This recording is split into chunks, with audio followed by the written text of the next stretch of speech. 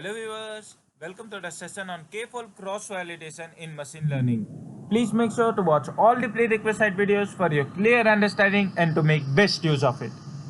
So, the K-fold cross-validation splits the original dataset into K different subsets of approximately same size called folds. The very first step is, for the original dataset, it divides it into different subsets of equal size called as folds, and it then proceeds to iteratively use k-1 folds for training and one fold for testing the model, using a different fold for testing during each iteration. So for each iteration it uses k-1 folds for the training and one fold for the testing, and let me explain it more clearly in the upcoming slide. So let us take this as an example. Let us suppose this is our whole data set, and let us take the k as 5. Then the very first step is that the data set is divided into 5 equal subparts. See, you can see here it has been divided into 5 folds, and in each iteration a subset of the whole data set is taken as test set, while the k-1, which is nothing but 5 minus 1 4, 4 of the folds will be used for training the model. So in next iteration, the next fold is used as the testing set, and rest all is taken as our training set. Similarly, it goes on till the number of folds of iteration. Now let's straight away jump into the hands-on session on k-fold cross-validation in Python. Firstly, I am importing NumPy. After that, I am declaring independent and dependent variables. It has been executed successfully. So this is my independent data set and dependent part of the data set.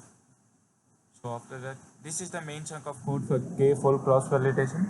So from sklearn library and model selection module, we are importing k-fold class and creating an object of k-fold class and assigning the number of split as 3. Since the number of records here are 6, so it will try to divide it equally into 3 splits.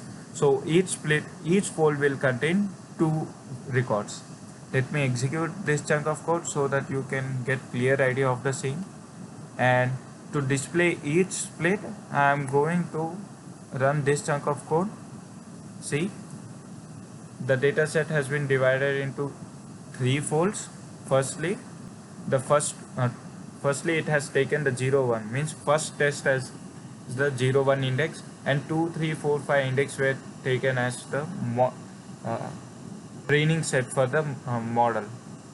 So similarly in the next time, say 0 1 4 5 2 3 has been now taken, this second fold has been now taken as testing set, and first and third fold is taken as the training set.